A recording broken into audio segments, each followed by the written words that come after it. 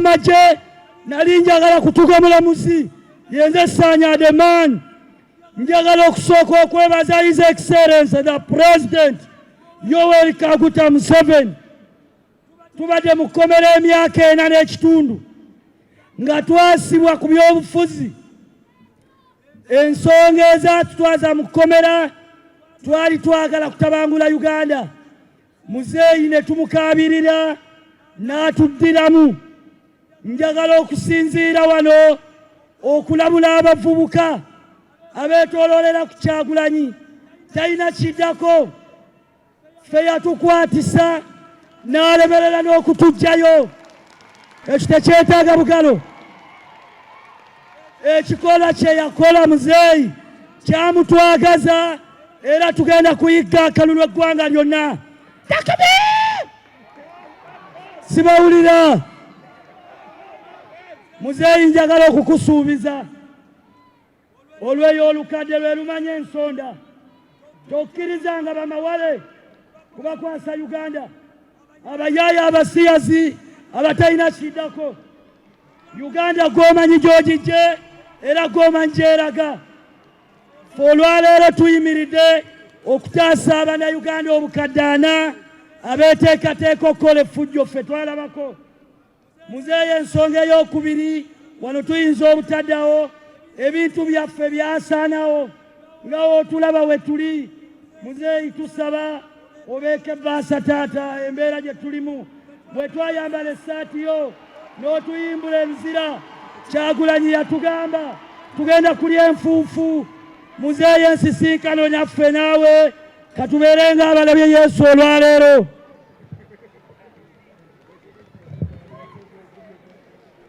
Naye mwina okuyita mu bwangu. Nedda katuulire ekiwandiiko. President of the Republic of Uganda, General Yoweri Kaguta Museveni. Distinguished guests, ladies and gentlemen, it is both an honor and a profound privilege to stand before you today in this esteemed gathering as a representative of those who, like myself, have lived through challenging times in our nation's history. Your Excellency, we were the former prisoners who were arrested on the 11th of May 2021 and taken to the General Court Martial on the 8th of June 2021. Your Excellency, you pardoned us on the 22nd of November 2024. We have come before you with immense gratitude for the mercy and the grace you have extended towards us. On behalf of all of us, I would like to express my heartfelt thanks for your decision to pardon us.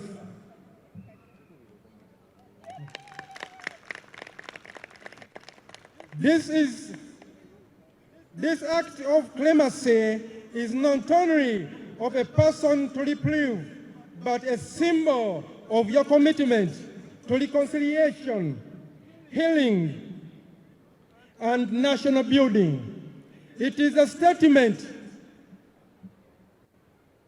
to your leadership, your sense of justice, your belief in the possibility of the unified Uganda, where all citizens can contribute towards its development. Your Excellency, we stand before you today not as victims, but as witnesses to the resilience of the Ugandan spirit, a spirit that has endured through adversity. We came with a sense of duty to contribute to the vision of this country, a vision that you have tirelessly championed.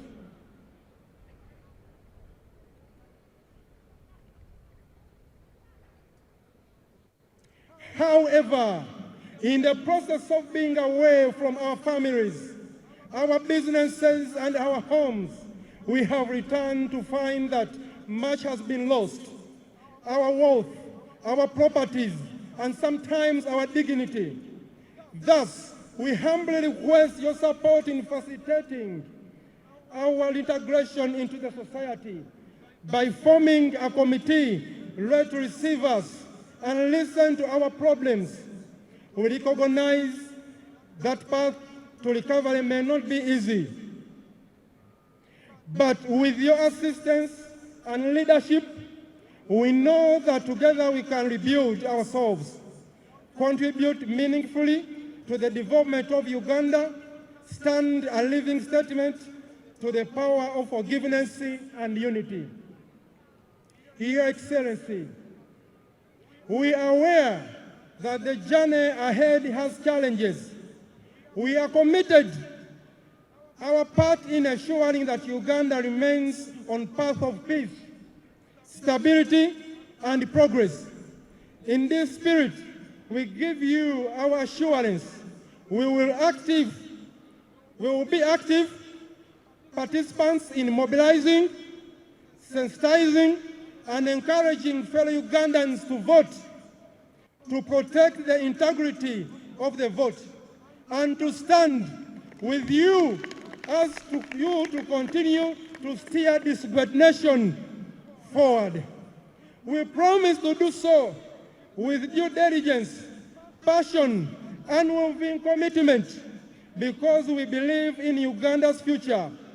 We believe in the vision you have laid out for us, and we are determined to be part of it, working not only for our betterment, but for the betterment of every Ugandan citizen.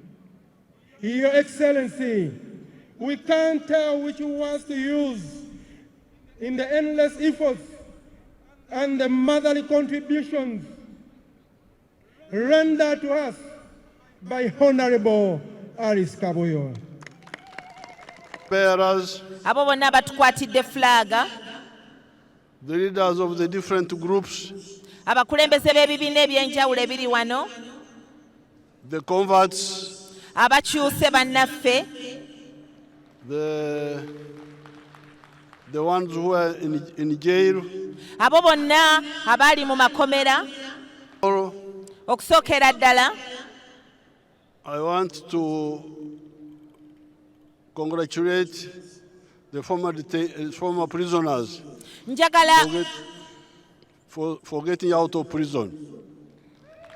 njagala okukulisa bannaffe abo ababadde mu makomera okuba nti basobodde okuvaayo. It's good they are admitting their mistakes. Ekirungi bakkiriza ensobi zaabwe, And that's why I forgave them. era y'ensonga lwaki nasobola okubasonyiwa.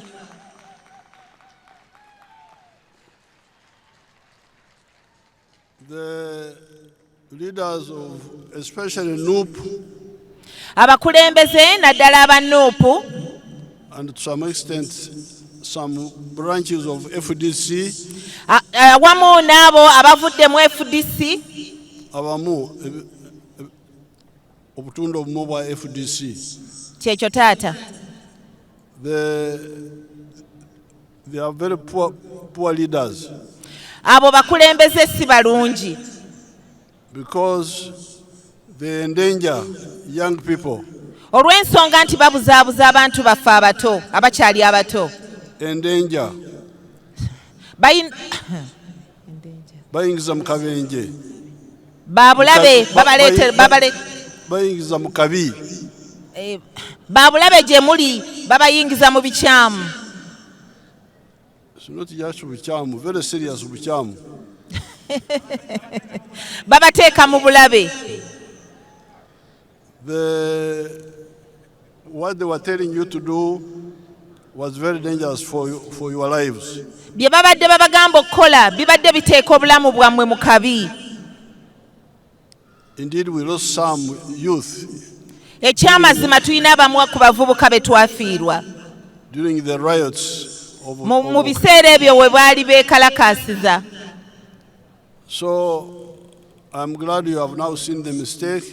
N'olwekyo ndi musanyufu okuba nti musobodde okulaba ensobi ezo. And I have heard your memorandum. Era mpulidde ekiwandiiko kyammwe. We shall see how to assist you. Tujja kulaba engeri gye tuyinza okubayamba.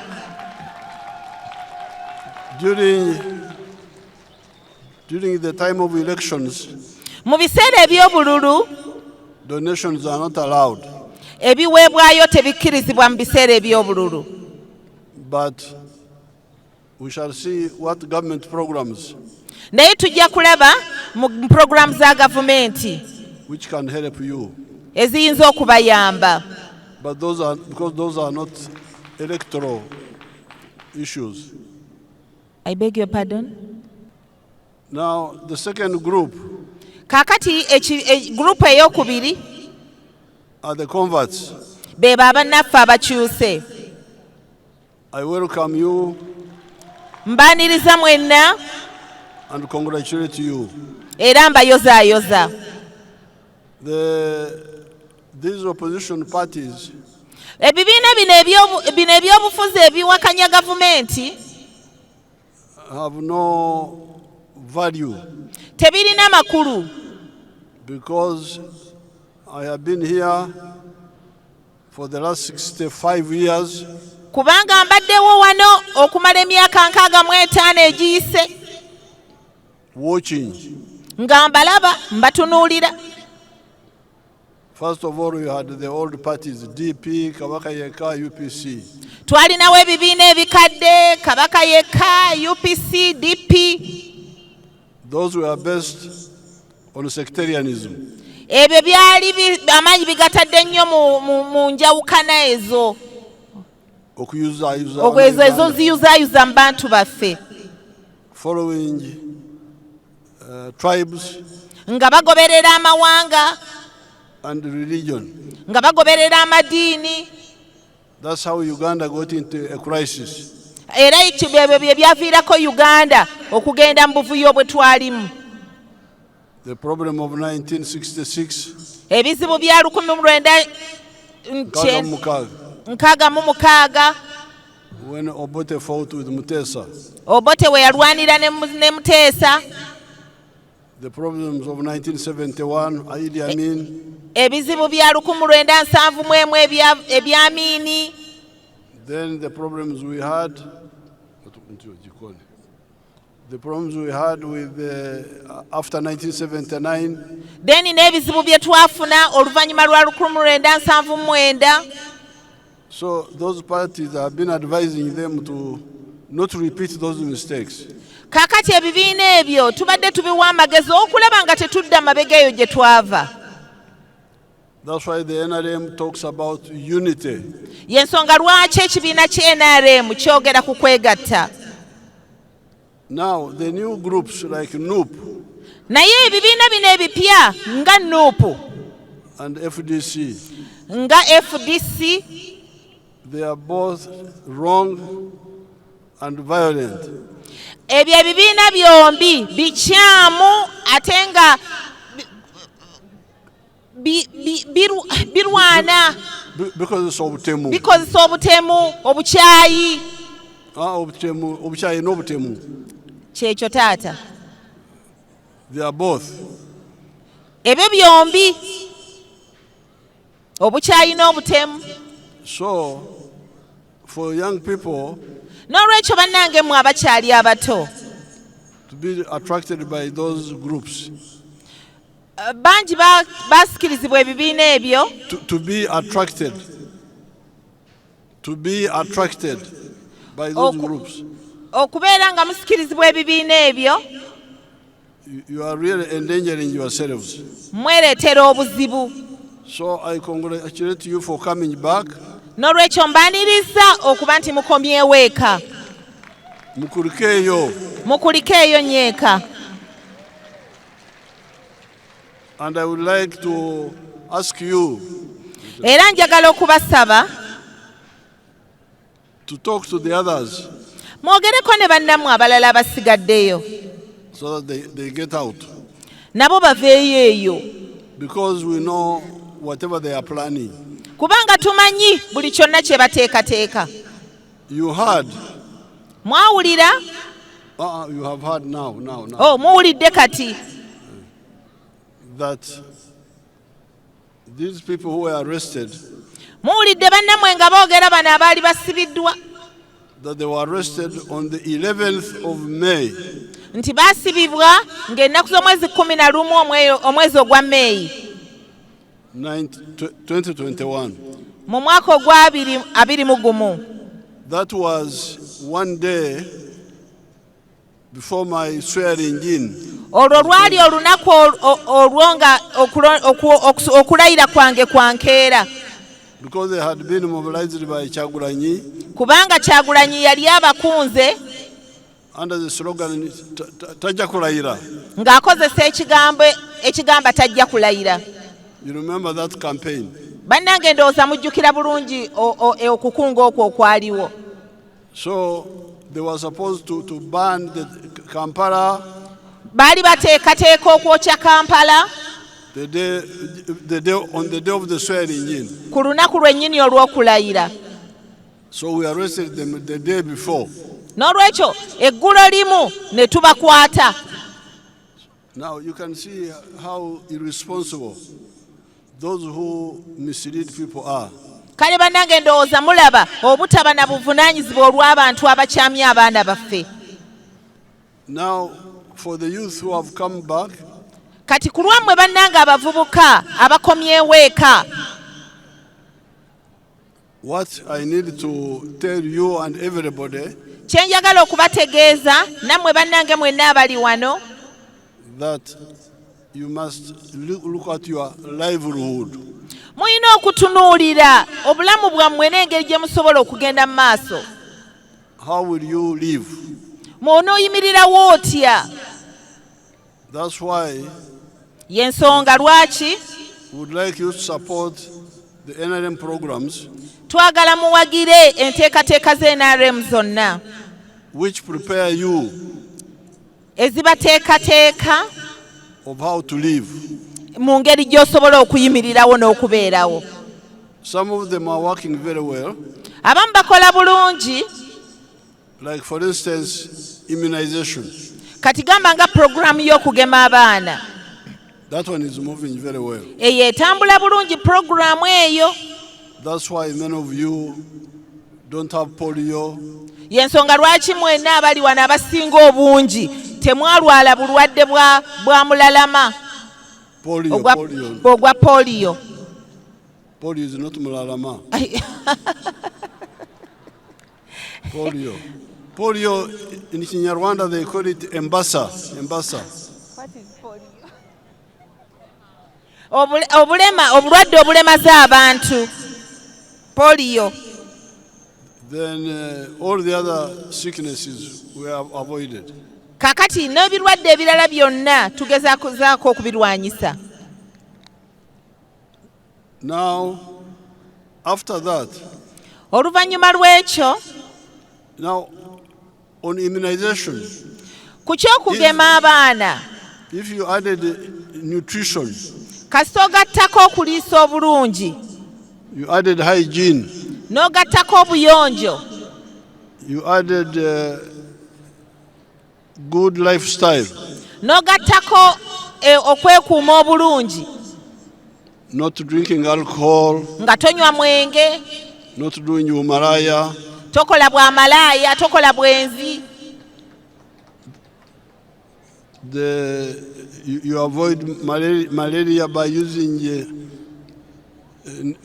treated bed nets. N'ogezaako okwewala omusujja gw'ensiri ng'okozesa obutimba obukoleddwamu eddagala obutegekeddwa obulungi.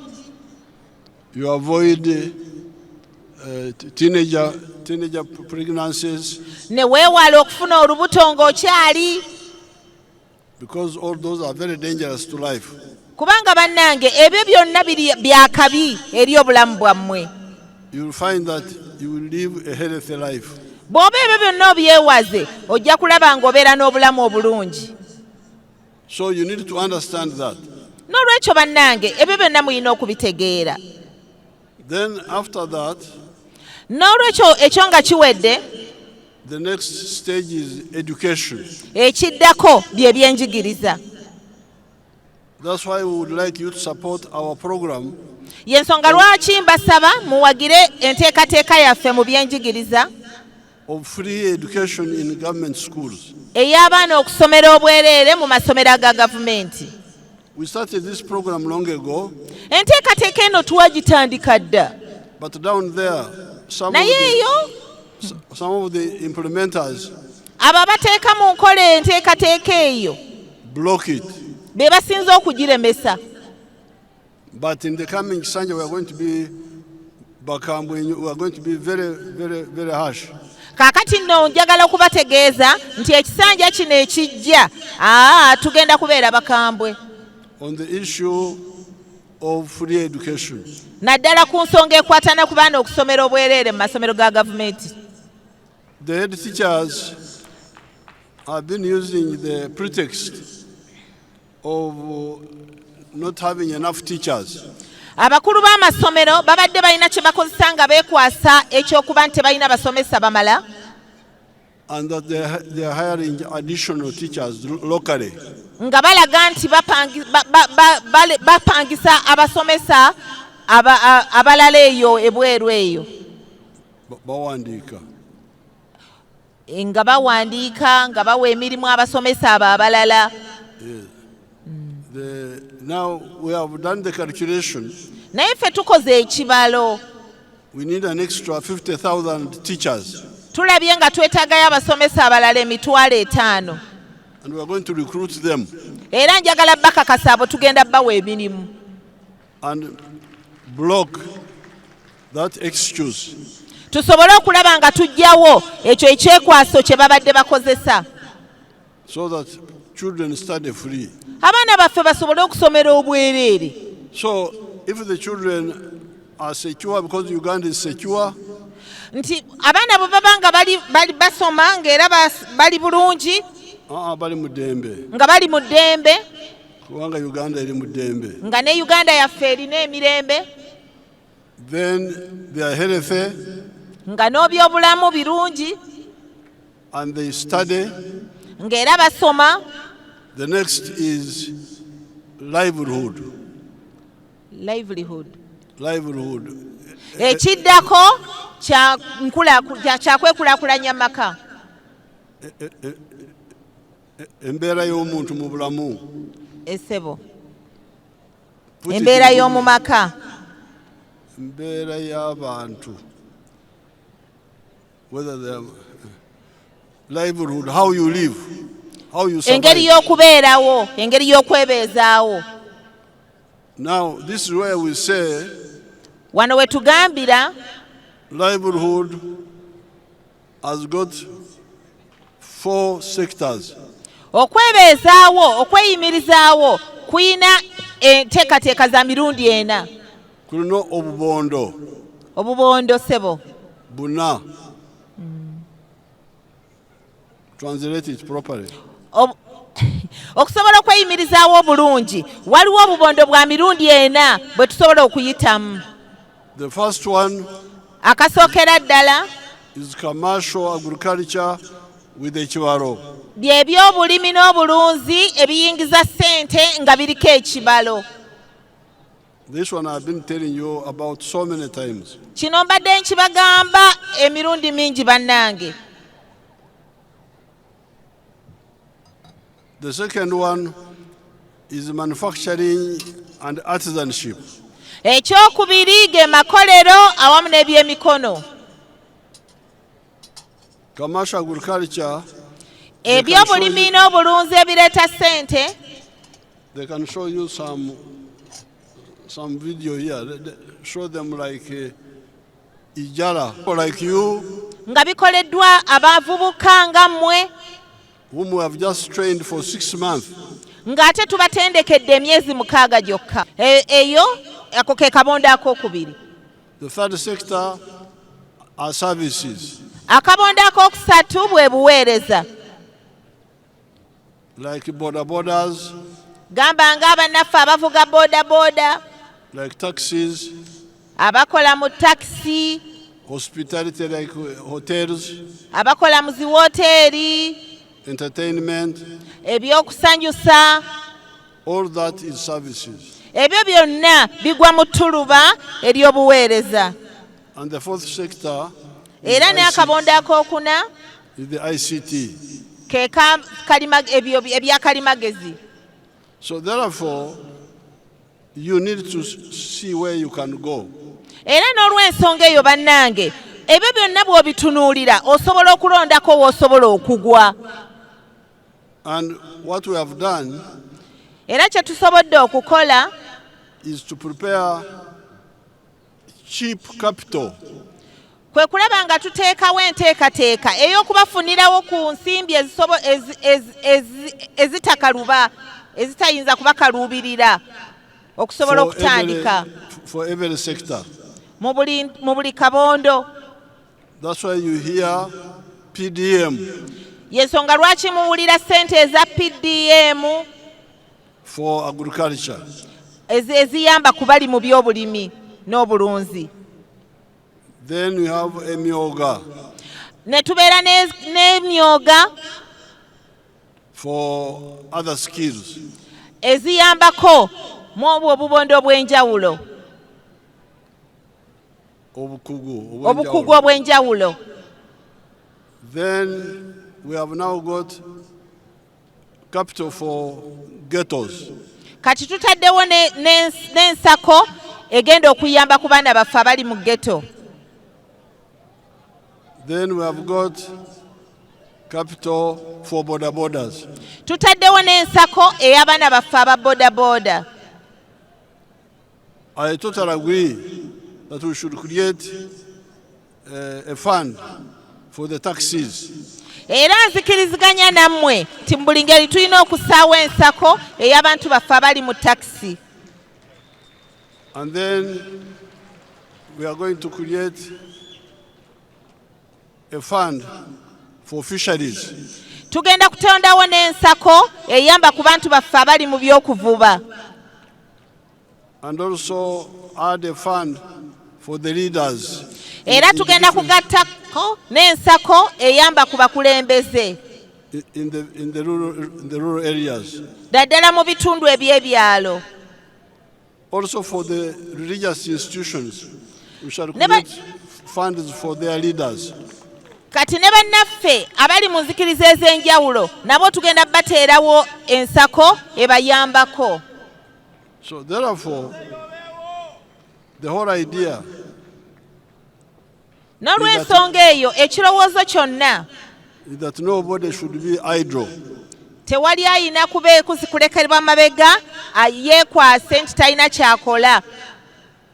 So therefore, you the young people who have come from the opposition, go back to your areas and you see where you can enter any of those programs.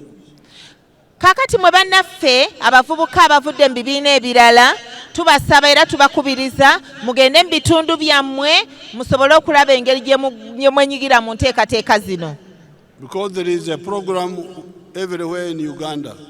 Kubanga enteekateeka zino ziri mu buli kitundu kyonna ekya Uganda. You belong to a parish. Bw'obanga oli mu muluka. You belong to a constituency where ne bweba constituency where the myoga money is. Kubanga emyoga giri ku constituency level, giri ku mutendero gwa constituency. If you are in the ghetto, bw'obanga oli mu ghetto, so wherever you are, there is a fund. Buli wonna w'oneekyusa bw'oti waliwo enteekateeka eyo. And where it is not yet clear, we shall put it. That's because it is the same principle. Era bw'onaabanga waliwo wekitalambikiddwa bulungi bwonna tujja kufuba okulaba nga tuteekawo enteekateeka eyo. The good thing with these funds, eky'omukisa omulungi ku nsako eno oba ku nsako zino, if for instance you take PDM, nti bw'obanga okutte sente za PDM, you take 1 million, ofuna akakadde kamu, and you pay back to your circle. ate ssente ezo ozizza mu ssaako yammwe ozizza mu kibiina kyammwe bw'oba osasula. After 2 years, oluvannyuma lw'emyaka 2 teebereza, you give 1,125,000. oluvannyuma lw'emyaka 2 okomyawo akakadde kamu n'emitwalo 12,500. Now you compare with what the money lenders have been giving you. Kaakati bannange geraageranya nabana ababadde babawola ensimbi ssente amagoba ge babaweerako.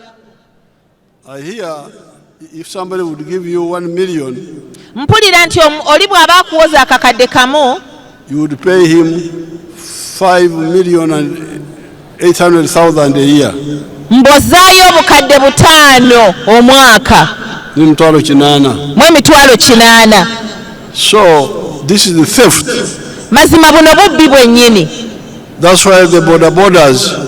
Yensonga lwaki abaana baffe ababodaboda we're talking of akamyu okugula ente. abaana baffe ababodaboda babadde batugamba nti mu mazima agula akamyu, yeewola akamyu ate n'asasula nte. N'asasula seddume. Morova aga seddume. Yewoza akamyu n'asasula seddume. Now that's what we don't want. mazima ekyo kye twagala okutaasa. So I was happy to come here. N'olwekyo ndi musanyufu bannange kubanga nzize wano olwaleero And hear all those groups which are here. n'okusobola okuwuliriza era n'okulaba groups zonna eziri wano. And they have given me their memorandums. Era mumpadde ebiwandiiko byammwe. So we are going to study them. Tugenda kubyetegereza.